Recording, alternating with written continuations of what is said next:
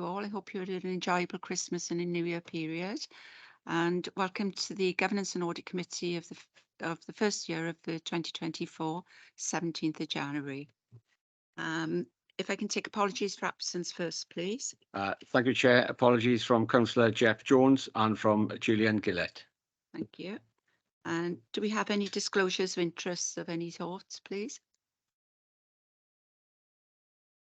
Thank you.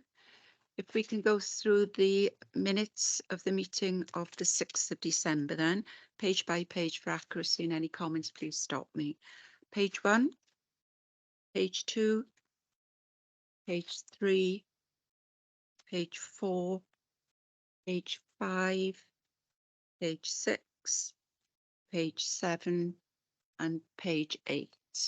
Are we content that's an accurate reflection of that meeting? If I can have some hands up from members, please. Yeah, hands up in the room and hands up on the screen. Yeah, thank you. If we can move on then to section A, which are reports for discussion, and in conjunction with NES, members will notice there's been a slight enhancement to the agenda. So we've got clarity on the reports that we need to discuss and those that are there for information, but that doesn't prevent members having any comments on the information reports, but it just gives us an indication of managing the agenda and the business of the committee in a clearer way. So if we can move on to agenda item 4, which are the fundamental audits 22-23 and the recommendation tracker. Nick, are you presenting this one? Yes, I am, Chair. Go ahead then, please, Nick. Okay. Thank you, Chair. So good afternoon, everyone. Today I'm presenting our Fundamental Audits Recommendation Tracker Report for 22-23, which is agenda item number 4 in the reports pack, covering pages 9 to 25. This is a short report providing a summary of the recommendations made following our fundamental audits undertaken by the team in 22-23 and identifies whether the agreed recommendations have now in fact been implemented. So it's recommended that the contents of this report be discussed and noted. So as usual, I'm happy to answer any questions at the end, and if I can't, then I'm happy to provide the information following on from the meeting. So if members can turn to page 10 and section 1.4. In the report pack. So this report summarises the position as at the 30th of September 23. 2.1 just lists the fundamental reviews that we undertake, and just to give committee a little bit more insight into when we conduct these reviews. Fundamental audits that receive a high level of assurance for 3 consecutive years are moved to a 2-year cycle. Any fundamental audits that receive a substantial assurance for 3 years running move to a 2-year cycle, but we do retest the medium and high risk recommendations in between those 2 years. Any fundamental audits that receive a moderate assurance level remain on an annual audit cycle. So down to 2.4 in the middle of page 11. So there's a table which summarises the 51 recommendations that should be, not 61. So you can see that 27 have been implemented, 7 have been partly implemented, 7 not implemented, and 10 were not yet due at that time, i.e. the 30th of September. So 2.5, so ignoring the recommendations that weren't yet due, the percentage of recommendations implemented is 66%. So moving down to the conclusion, 3.1. So overall, the results of the tracker exercise as at the 30th September are positive, with 66% of the agreed recommendations due for implementation being fully implemented. 3.2, there still are a small number of recommendations which are either part implemented or not implemented, and we'll be keeping an eye on those over the next coming months. Just moving quickly down to Appendix 1, you can see the implementation of recommendations for the reviews that we've undertaken, and you can see which ones have been implemented, partly implemented, not implemented, and not yet due. Appendix 2 shows the classification of those recommendations for the partly implemented and the not implemented, and you can see that 7 were partly implemented and 7 were not implemented. And just to draw committee's attention to the not implemented recommendations as at 30th September, none of them are high risk or medium risk, they're all low risk and good practice.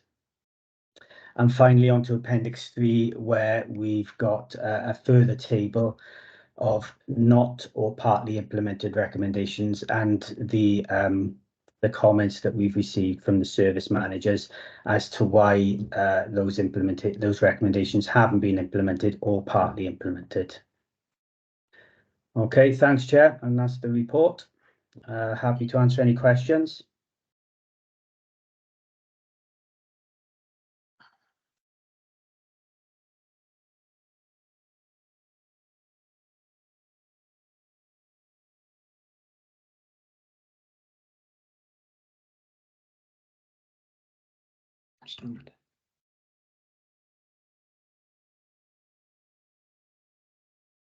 Sorry, Chair, I seem to have lost volume. I don't know Sorry. whether you were asking me to speak or not. No, sorry, I'd start again. Sorry for that. Just for the committee's information, Simon Cockins, the Chief Auditor, has previously assured us that any recommendations not actioned would routinely go to the CMT/Cabinet and also be discussed at the monthly Directorate performance reviews, which give us a level of assurance that challenge was being offered at that level on a regular basis and preceding any further follow-up audit reviews. So it's a little disappointing to see that there is still some not actioned. But can you give me confirmation, Nick, that that action is still being taken with the reports where recommendations that haven't been actioned are still going through to those regular committees, please? Yes, thanks, Chair, and yes, they are. And as I said, you know, the report is at the 30th of September. Some of those recommendations would now have been implemented. Obviously, there's some there that weren't yet due at that particular time, but we do keep an eye on them, and of course, we do pick them up then on any future reviews. So if there aren't any that you know, still haven't been implemented, you know, particularly the audits that and not receiving, you know, a high level of assurance, we do pick them up on the follow-up reviews that we do, and the annual reviews if they've had, say, for instance, a moderate level of assurance. So, yeah, we do keep an eye on them. Thank you. Any comments from within the room, please, for Nick on this report? No? Okay, come to those remote. Julie Davis. Thank you, Chair, and thank you, Nick. Can I home in on paragraph 2.7 and appendices 2 and 3, which in which you draw attention to recommendations partly or not implemented within AR and AP, and thank you for drawing our attention to those. But looking down at item 5, which is the accounts receivable report, I note that 5 or 6 recommendations classed as not yet due are because the completion date has been extended. So 5 of those recommendations, including 1 high risk and 2 moderate risk, are from previous audit reports. So I'm wondering if you could take back to Simon whether you could consider how else you could classify the previous audit recommendations to ensure that they don't fall below the radar. In the likes of AR, it's not a big issue because Michelle is kindly bringing reports back to us on a regular basis, so we are keeping up to date with that. But because other audit reports have come to audit committee where previous recommendations have not been implemented for a longer period than we would be happy with, perhaps you could consider whether you can classify the previous audit recommendations that haven't been implemented, but where extensions are granted in some other way. Thank you. Yeah, thanks, Julie. As you know, AI is on an annual cycle with us, so you know, we do revisit that annually. There is a report coming up, obviously after mine, where Michelle will give you an update and give committee an update on where they are with the recommendations. You know, that will be discussed after we finish the discussions here. And generally, as you said, any high risk or medium risks that haven't been implemented, then you know, I will take that back to Simon. I think we have discussed it in previous meetings as well on how we can report that back to committee. So yeah, happy to do that. Thank you. Are there any other questions? Gordon? Yes. Okay. It's 21.63. Actually implemented. It's there and in the following two boxes. But Mike, Gordon. yeah, it states in three of the following boxes that the problem is delays with the recruitment process within the authority. Can you tell me, is it the process that's the problem, or is it the lack of applicants for the positions? Sorry, I didn't quite get the first part of the question. I think you may have been off. Would you be able to repeat the question, please? Yeah, if you go to page 21, item 263, the reason it's only partly implemented is stated that it's being severely impacted by delays with the recruitment process. It also states that in 2641, 265. Just want to know, is the problem with the process or with the fact that you can't find staff? Yeah, thanks for the question. I think you know, from what we've had back from the service manager, there is a recruitment issue there. So you know, until really they can get those staff in, I think that you know, they need to look at those processes again, and once they've got the numbers back in the section, then hopefully things will improve. But at the minute, yeah, there is a recruitment issue there in that particular department. Right, so it's the fact that you can't get people, not that there's a problem with how the council goes about recruitment. Nick, Possibly. can I interrupt? I think Ness may be able to add to this. Ness? Thank you, Chair. Just to say there was, prior to Christmas, quite a backlog in the recruitment team in terms of getting adverts out, and the recruitment process progressed because there were quite a lot of vacancies around that time. That has now been addressed, and as you can see from the report, the individual in this case is due to start, or will have started by now. I think it was the 8th of January. Okay. So there was a problem of demand outstripping supply in that service for a brief period last year. Thank you, Ness. Thank you, Nick. Are there Councillor Leslie Walton? Yeah, it seems relevant to ask, following on from that, I noticed some of the non-implemented give a date of September 24. I'm wondering if now this situation with recruitment seems to have been at least resolved up to a point. Is that perhaps a bit pessimistic? Might some of them get implemented before then? Yeah, thanks, Councillor Walton. Yeah, again, you know, these are recommendations that we'll be picking up now over the coming months, and certainly before the end of the financial year. So if there is any movement, you know, for these recommendations to be implemented, then you know, so fingers crossed. Yeah, you know, with the recruitment process now, is the backed up sort of areas now been you know, sorted, then hopefully we can start getting people in positions. Thanks, Nick. Okay, are there any other questions? No, I'm not seeing any on screen or in the room. Okay, thank you, Nick, for that. And if you can keep us up to speed, if there are any particular concerns you have with regard to non-implementation of recommendations, and then we can raise that through the appropriate challenge.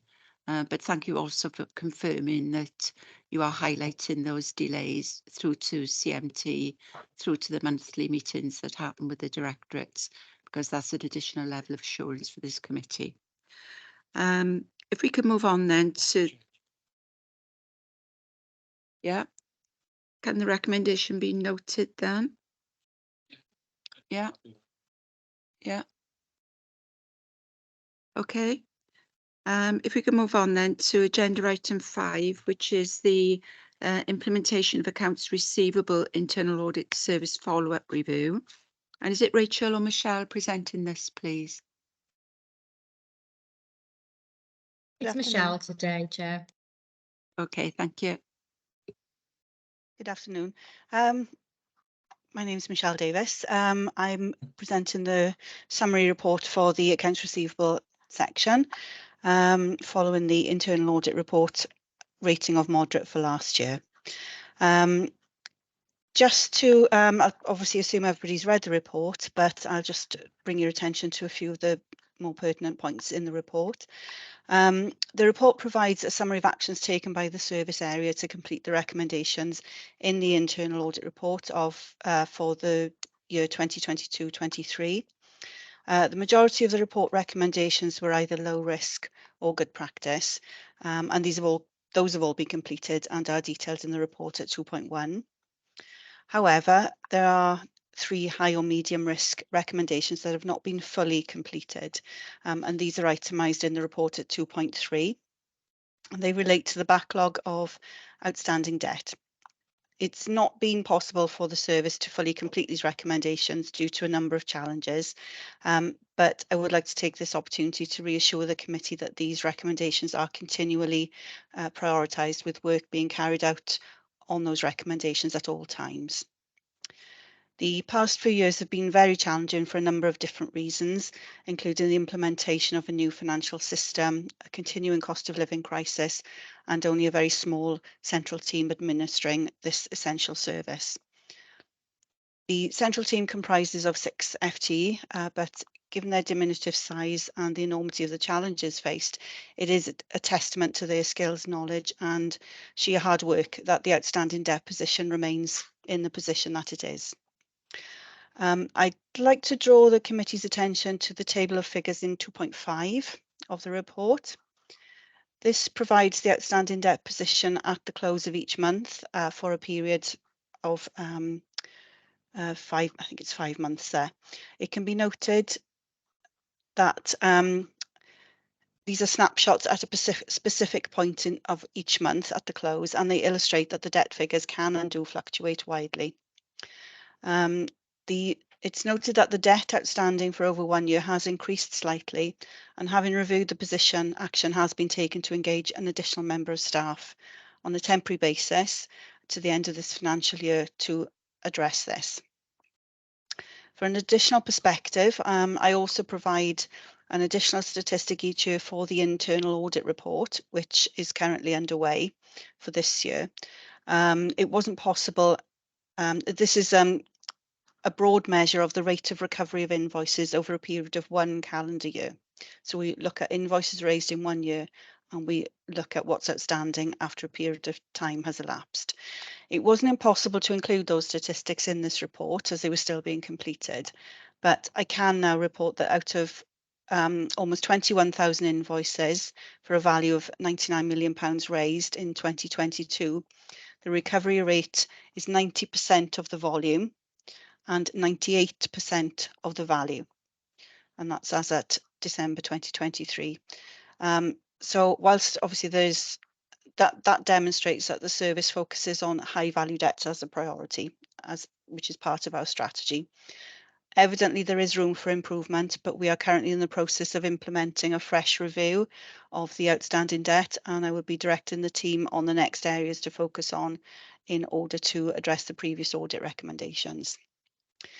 The service continues to make progress in progressing outstanding debts and referring invoices to the legal department, submitting reports to write off debts deemed irrecoverable, and the service's flexible debt recovery policy also provides for service departments to offer customers the option to pay by direct debit instalments, and the team will always negotiate a suitable and reasonable repayment plan with any customers that are unable to pay their invoices in full. So that sums up all of the main points I wanted to draw the committee's attention to. So I'm happy to answer any questions that anybody has in the actual report itself. Thank you very much for that snapshot of information. Ness, before I open up to questions, do you want to add anything regarding the challenges and the staffing situation? Thank you, Chair. So, yes, just to really add to what Michelle has already said, it isn't a large team, and they are working through those medium and high risk, those three outstanding recommendations. So it's not that they're not implemented, they're partially implemented, and we are aiming to implement them in full by September 2024. Recognising the amount of time that the team has had to spend on the day job of actually managing the process of the invoices, there hasn't been the capacity within that team to spend as much time as we would like on debt recovery, which is why we have now brought in an additional person to work exclusively on debt recovery to try and bring that aged debt figure down. At the same time, we have within the legal team, we are in the process of training 5 paralegals who are already working within the authority in debt recovery processes, so they too can create more capacity to help us to eliminate that aged debt position. So we will keep the staffing situation under review. And as you mentioned earlier, Chair, at our departmental management team meeting where we discuss outstanding recommendations from audit, we'll keep that process under review. And if we do need additional staff capacity to continue beyond the end of the financial year, we will ensure that that is prioritised so that we can deal with this issue by September 24. My final point would be just to recognise that there will always be a certain level of outstanding debt, but we will clear that backlog, which is a high risk recommendation from the follow-up report last year by September. Thank you, Ness. That's very helpful. Okay, Councillor Mike White. Yes, thank you, Chair. Yeah, thanks for the report, Michelle. You state obviously 90% you've had, up to date now so far. Can you just confirm if perhaps the remaining are these the same sort of clients or customers that we've experienced debt issues with before? And also in the process of contacting them, what if you don't get any response? What time scale is given before you follow up again with these customers? Okay. In answer to the first question, that the 10% that's not recovered, there are certain areas of debt where it's more difficult to collect than others. So without going into detail there, we know that there are usually lower value invoices in that category, and it's a more challenging customer base. I think that's probably as far as I would like to go in this committee meeting today in terms of describing that. But those particular customers would face more challenges in terms of financial standing and the individual circumstances as well. So that is often the case. In addition, you'll find businesses, particularly small businesses, that have gone under, and those will remain in that category as well. In terms of the timescales given to follow up,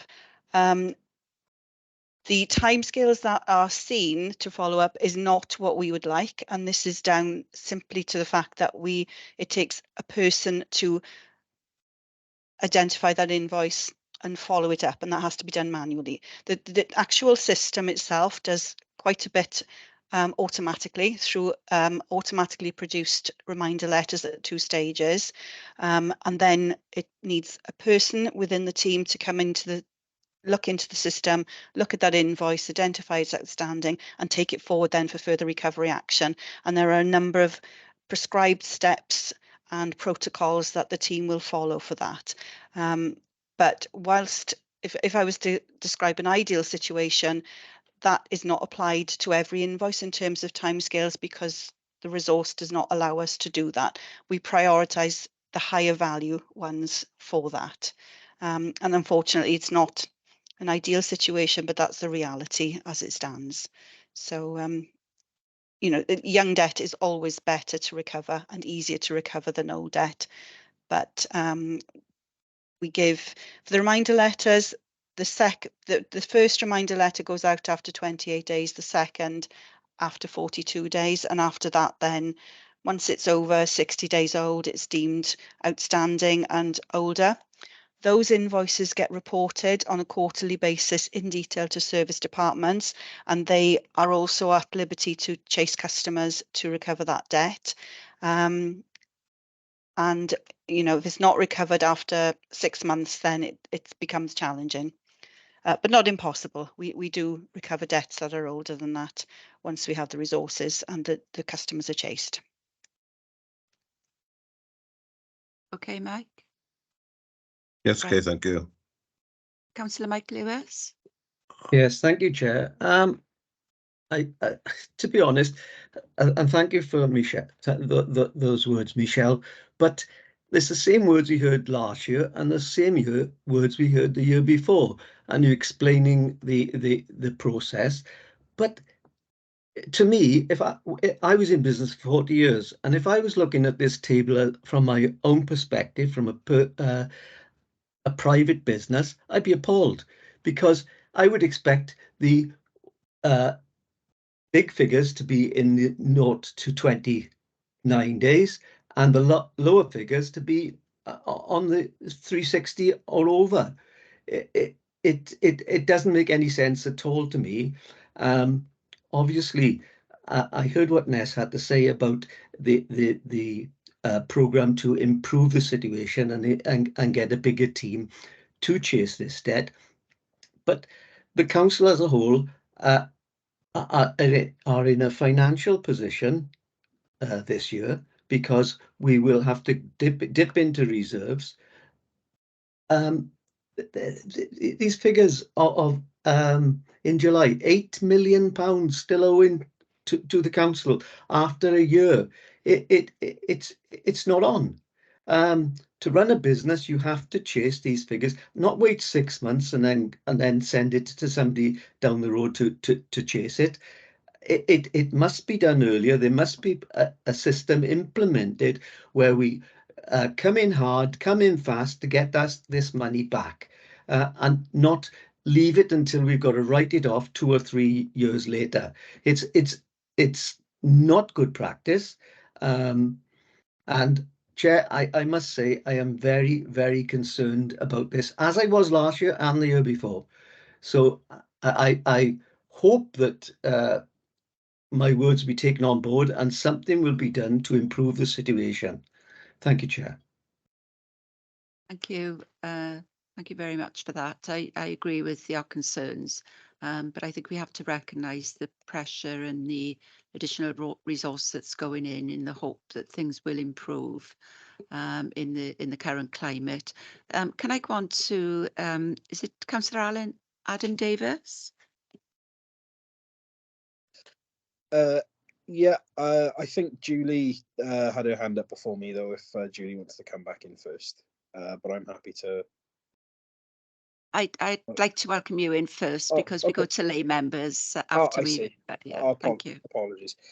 Yeah, in the appendices on page 31, just thank you for your report, and I appreciate that from both reports we've seen that sort of staffing issues and are a massive hindrance in this. But on page 31, it refers to sort of all physical and electronic records being disposed of in accordance with the council's official retention policy, and that the implementation, I think, is expected March 2025, and it says the team will work on record management when time allows. I appreciate that sort of shredding and deleting documents is not necessarily the most sort of pressing issue when we're talking about recovering millions of pounds worth of sort of outstanding debt, but our obligations to the to GDPR can be time sensitive, and some records will need to be disposed of earlier than others. Can I just get assurances that this is an ongoing thing, so, and that records are being disposed of as and when, and that it's not just being left, or hopefully this will be something that will be done by March 2025. Can I just get assurances that this is something going on so the council doesn't fall foul of GDPR law and we don't find ourselves smacked with a big fine for breaking any sort of regulations or something, because this has been put on the back burner? So assurances on that would be lovely. Thank you. Thank you, Adam. Michelle, can you respond to that? Yeah, of course. Yeah, absolutely right. That we do need to adhere to those GDPR requirements. Just to give a little bit of context there, we have records held electronically. That's where the vast majority of our records are, and a small amount are held as hard copy records in a secure area in the office. So there's no risk to those records. They're all in secure areas, but previously we have had records retained for longer than is required.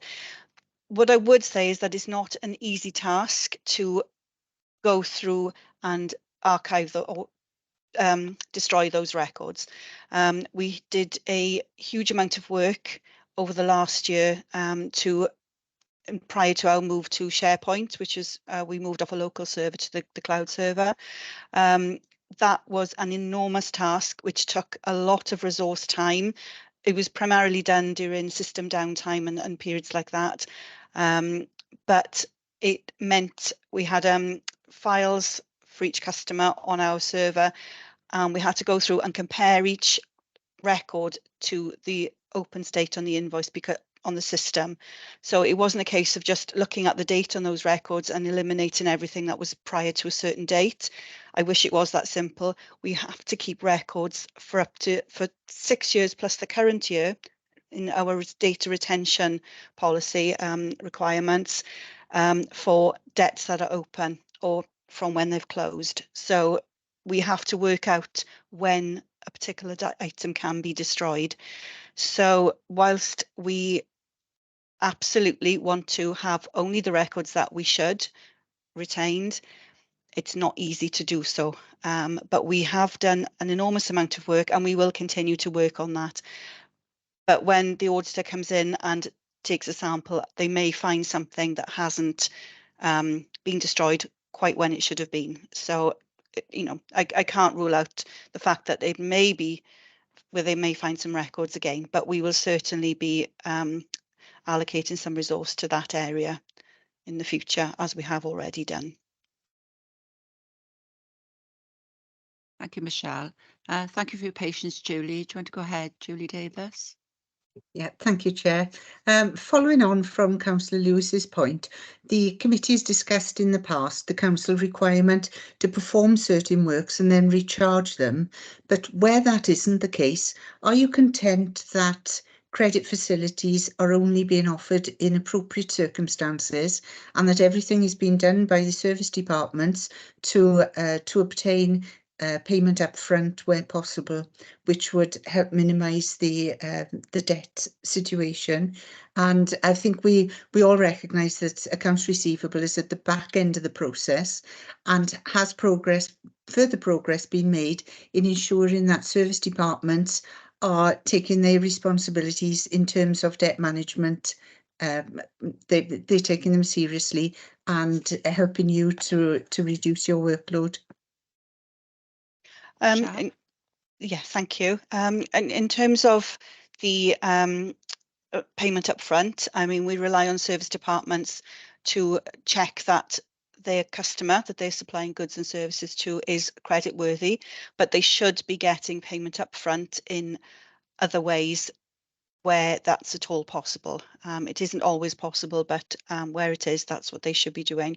I manage the cashiering facility for the council, so I can advise on any other alternative payment methods to obtain payment at the point service is provided or before. Obviously, once the debt is raised on accounts receivable, credit's already been provided, and as you say, that's at the back end of the process. So we can't police every debt that's raised on the system, but the auditors are also aware of this, and they do apply that point to audits when they go out into all of the various service departments, and they look for debts where they should have been collected up front. So it's also being policed by the internal auditors, as well as reviewed by the accounts receivable section. Sorry, what was the second question, Julie? The second half, please. I was asking whether you were content that service departments are taking their responsibilities in terms of debt management seriously. I would say yes. I'm sure all service departments take their outstanding debt seriously.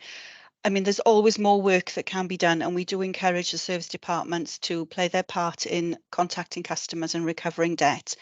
We provide monthly statistics on disputes and 60-day debt at the high level to PFM meetings monthly, and we send the detail of the 60-day debt to individual service heads of service and service managers on a quarterly basis, and they are encouraged to be active in reviewing their debt areas and taking any recovery action that they deem is appropriate as well.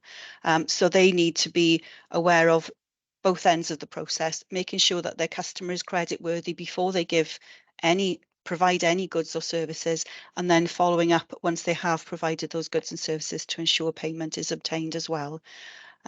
Again, we rely on the PFM meetings and those lists, and I also utilise the Microsoft Teams group, where all the system users are a member. They're automatically added when they have access to the system, and we put reminders on there on best practice for debt recovery and a variety of other invoice related points that we want to raise with system users. Thank you. Could I ask another question, if you don't mind?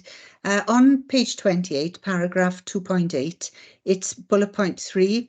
It's your reference to the Oracle Fusion project, and that the impact that has had on your staff.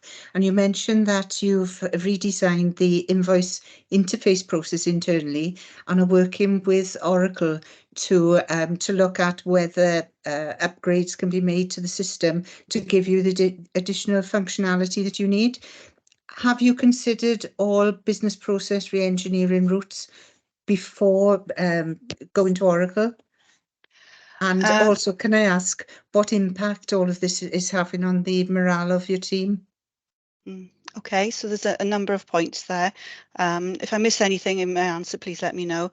In terms of the Fusion system, there has been an impact. It's less flexible than the old system for the AR section, so I'm obviously only commenting on that part of the system. We are experiencing some issues. It's in terms of the way Oracle have designed the system, so we can't actually change that.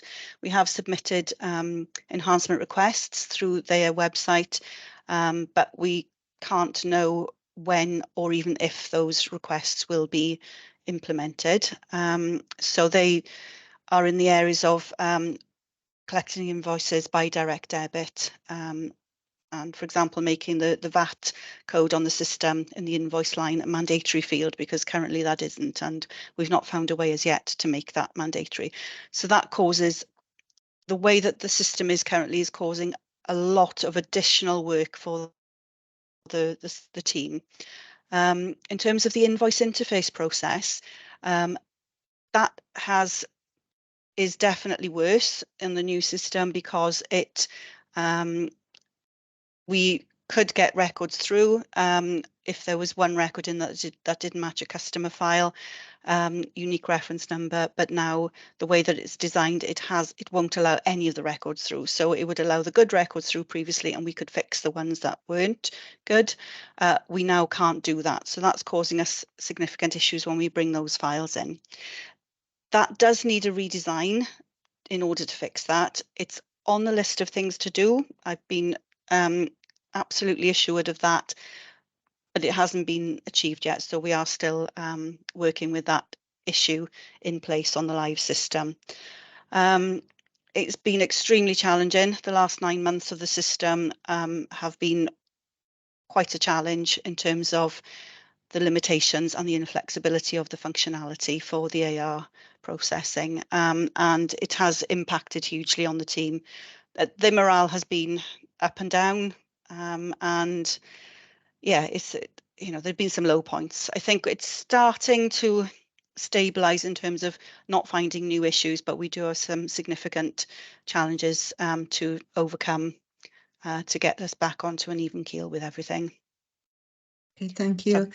Could I possibly follow up Michelle's response with Ness to find out, in terms of Oracle, whether it was an off-the-shelf system or whether they designed the AR system for us, and whether the system has been signed off? In other words, what are the contractual obligations remaining with Oracle to provide the council with a system that works to our satisfaction? Ness, do you want to go ahead? Yeah, sure. Thanks, Chair. So the Oracle system is a kind of universal system which you can then ask for changes to be made to local circumstances. The functionality that Michelle is talking about is part of the kind of integral Oracle software. And so to change those aspects, Oracle would need to do that for its global system. Sarah's on the line, I think. So Sarah can come in on the contractual obligations, but I would point out, in respect of Oracle, it is a huge system in terms of the number of modules that it contains that operate right across the council. And so while there are elements of AR, which the functionality, obviously Michelle has explained, that have had some problems, the system is working well, and different modules will have different requirements, and some modules are working better than others, but that's not to do with the implementation locally as much as it is to do with the software itself. But I'll hand over to Sarah at that point. Sarah, can you come in to give us assurance as to what's happening with the difficulties that they are encountering, please? Yes, absolutely. And just to reiterate Nessa's point that, yes, it's a global system that is used by many different organisations, not just across the UK, but across other countries as well. So there are, and because it's a cloud-based system, so there are benefits of this in terms of how the system operates. But then obviously for particular local needs, then that means locally we've had to adapt to the cloud-based system, which was one of the principles that we discussed right at the start of the project. Now, there are some things, though, that we can look at within implementation, and we are doing that at the moment. So with our support provider, we're looking at where there might be some things that we can do to improve processes here or there. So yes, where people are now raising change requests, so we have a board that meets to look at where individual areas like Michelle's are wanting changes made. We take those away, we look at them, and it might be something that is only Oracle. As Ness says, there may be some other things that we can do with our local support provider, which may also offer assistance. So within that board, we're now looking at those changes and how we can move forward now that the system is bedded in. So yes, I think watch this space. It's not necessarily that we can't make improvements as we go. And obviously we do have a very close working relationship with Oracle. And, where we do need to make changes, it often isn't changes that's just Swansea Council, because there is a forum that all councils are on that are on Oracle. and then we put forward, all councils then put forward changes they'd like to see. Oracle look at that and then take that forward. So there's sort of safety in numbers to a certain extent, where many councils might be asking for the same thing. So we might be able to get that developed quicker by Oracle on a global level. So yes, that's definitely in flight. So we're hoping that things will change for Michelle in the coming year. Thank you.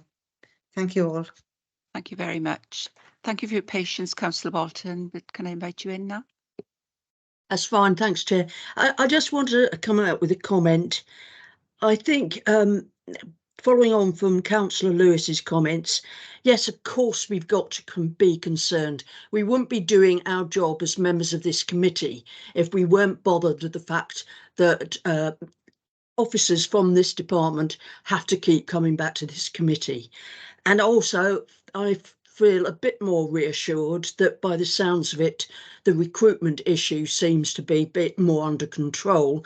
I also think and sincerely hope that will help support any members of the existing team and hence make morale perhaps a little bit better if that sort of settles things down a bit.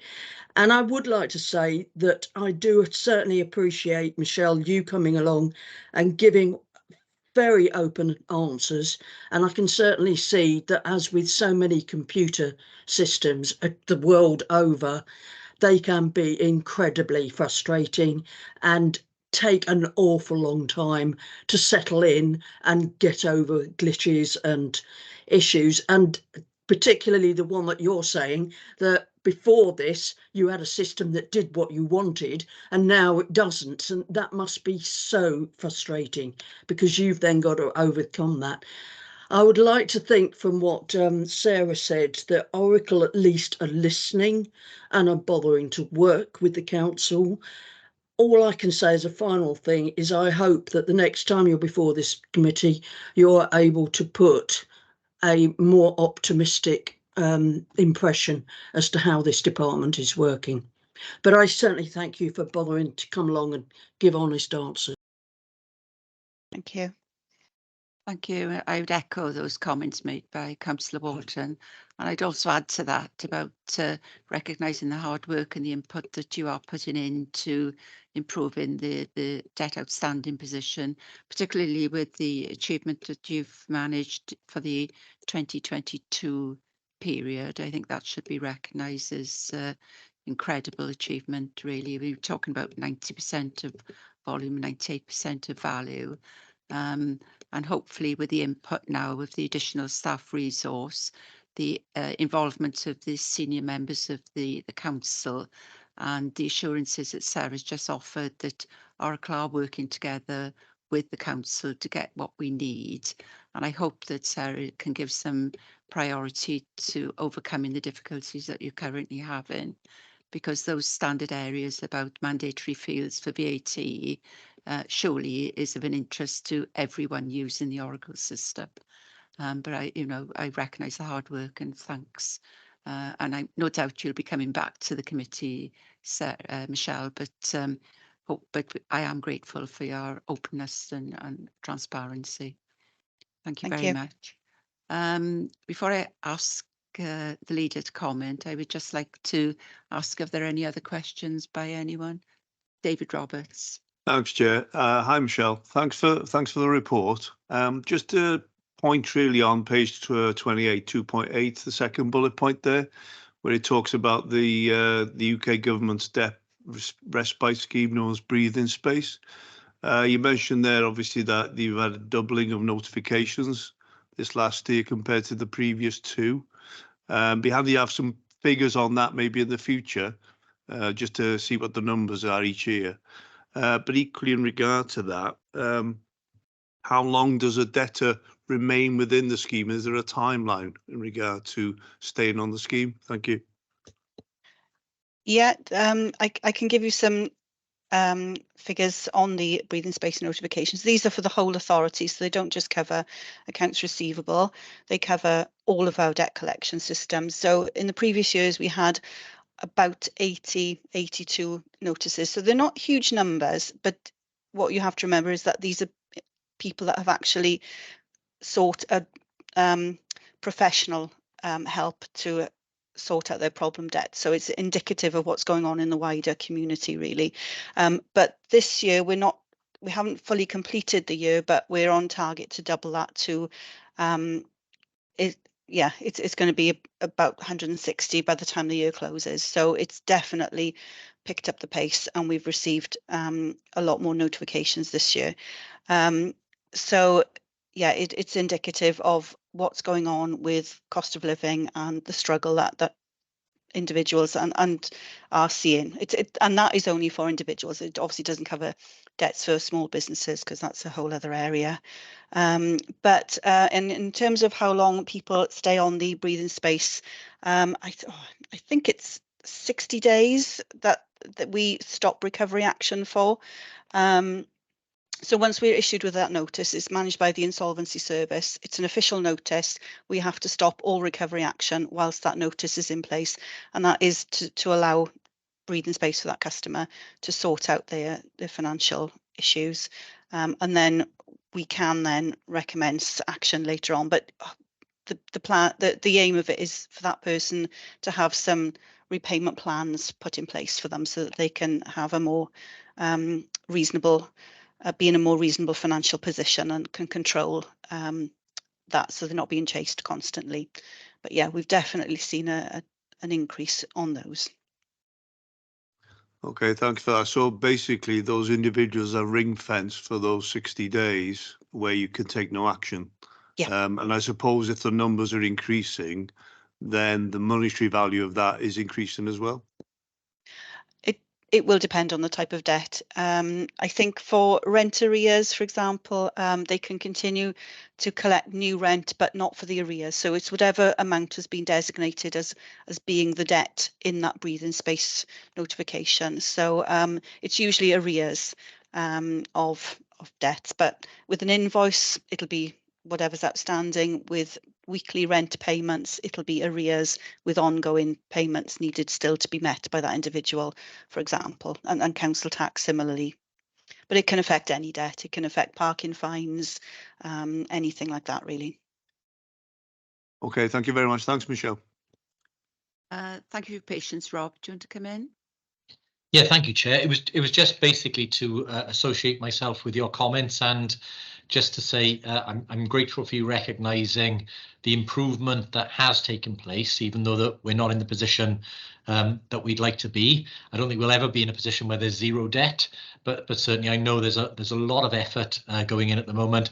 There has been real challenges there, not least from the fact that we've implemented a really complex system, and as Michelle has identified, there are still changes that need to be made to that to make it as user-friendly as possible. But there are constraints, as we've discussed, in terms of the global position in terms of change requests.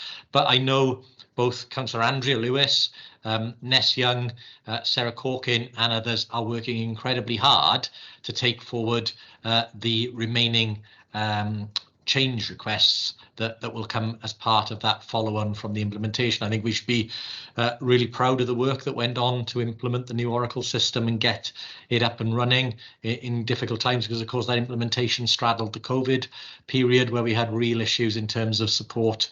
And I've worked in IT projects for many years, and I know they're never perfect, and there are always things you can do to improve them. And I think we should recognise the efforts that have gone in from a number of people to make that happen. I just wanted to also draw attention. I fully get where Councillor Mike Lewis is coming from in terms of his comments he's made again this year around focusing on getting those big debts in, and I think that's something he's raised previously. All I would say, not to conflate two issues though. We are not in a difficult position on the revenue side of the house because of the fact that there are outstanding debts. That is a recurring picture. We're in a difficult position on the revenue side of the house because there simply isn't enough funding in the system for local government, for public sector and for others, and we shouldn't lose sight of that, and we shouldn't let national government or others off the hook for the fact that they've not provided sufficient money to the system. We will continue to do what we can locally to make sure we're paid on time and we recover the debts due to us.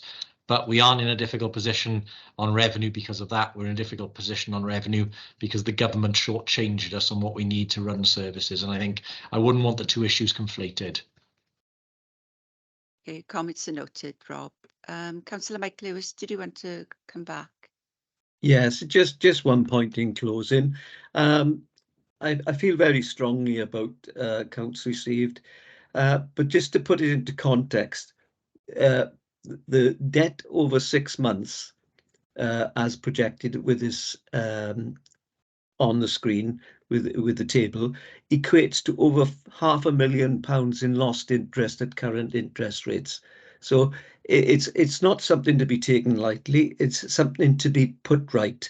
And I just hope that because of the comments and the input that the committee has had through you, Chair, that it will be looked at in a far more stringent way, and hopefully we won't be going through this same rhetoric again next year when we have the same meeting.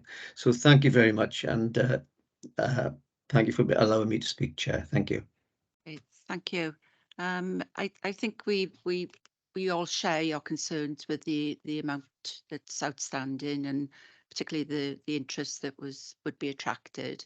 But I think we do have to recognise all the action that is ongoing, and particularly I think a critical factor in it all would be the enhancements that Oracle need to support us with as a committee, as a council rather, and support Michelle and her team to do some fundamental changes. And I keep coming back to the VAT being a mandated field.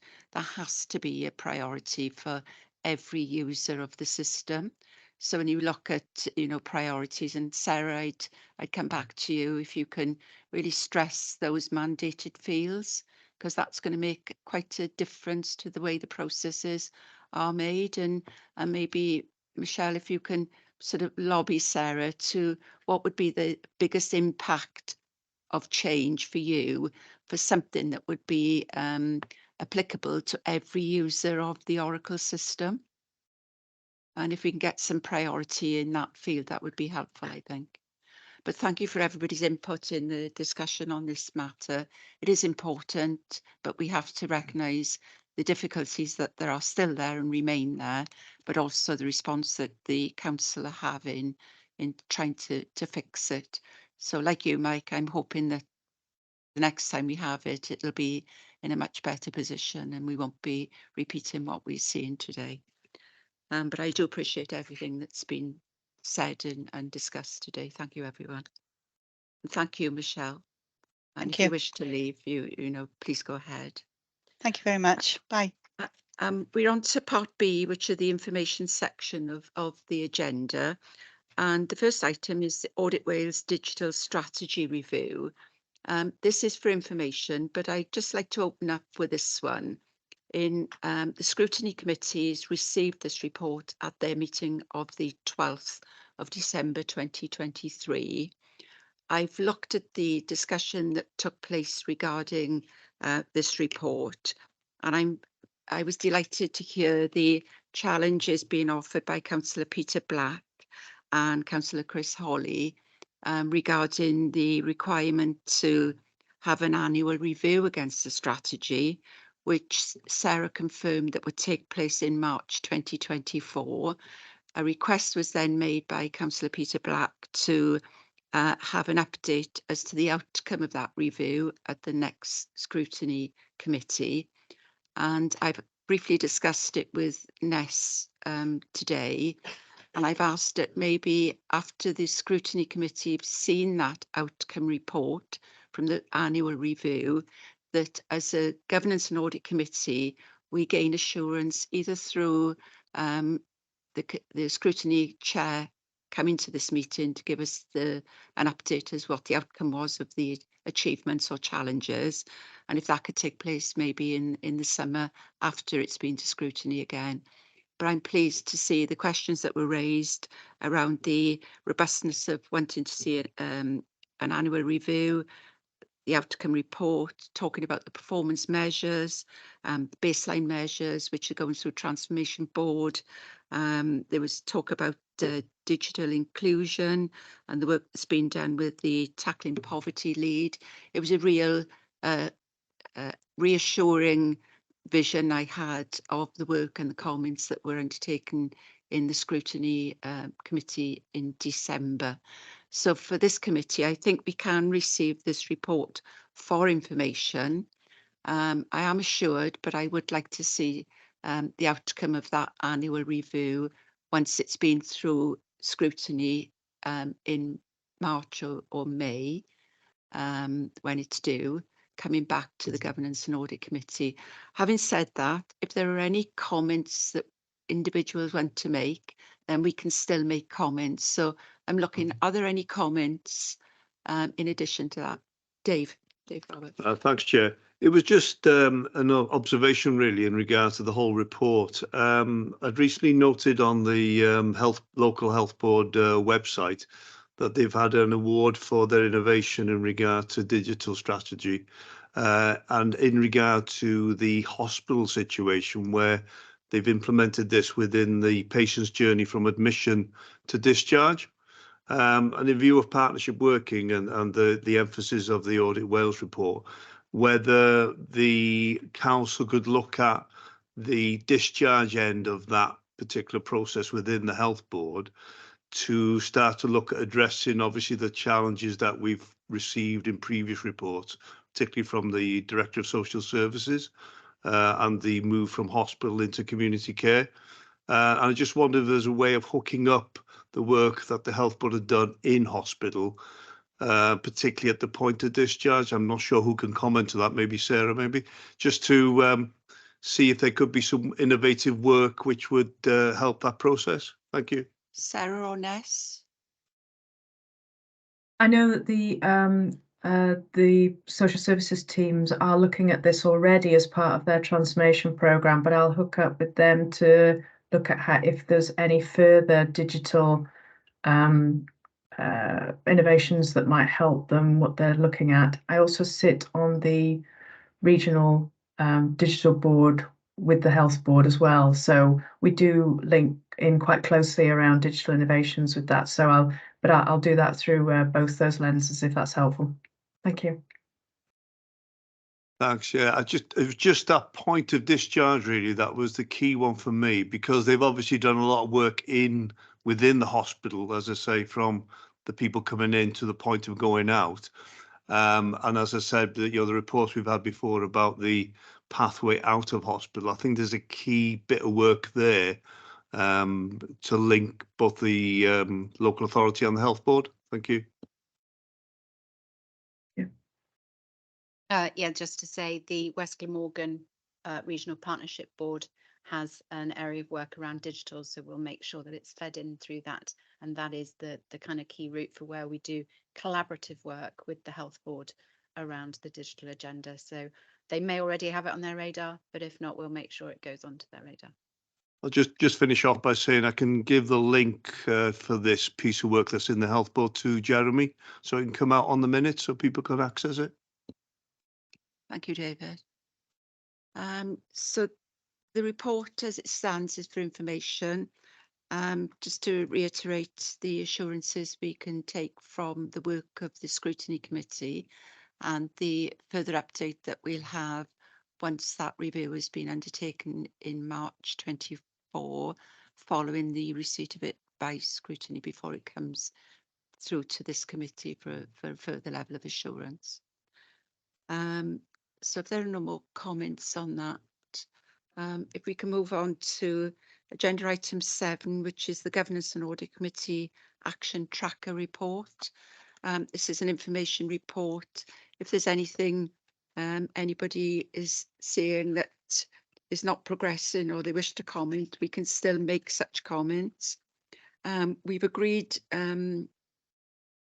training for the tracker, which will come through on the next iteration. The training will be against performance management, risk management and internal audit. The dates will be arranged shortly, and Jeremy will get those in for the next municipal year. So if there's nothing else in there that wishes to be raised, again, that's for an information report. And I think that concludes the business of the day to the final one of the work plan. And again, similarly, if there's anything in the work plan that you think is out of kilter or there's additional items need to go in, then if we could feed those through to Jeremy in time for the next meeting. But again, it's an information report. So if there are no further comments from any items on that agenda today, can I thank you very much for your participation this afternoon. It was a shorter agenda, a shorter meeting, but I think there may be a larger pack of agenda items for the next meeting. So don't take comfort that this is going to be a reflection of future meetings. But thank you all and stay safe. Thank you.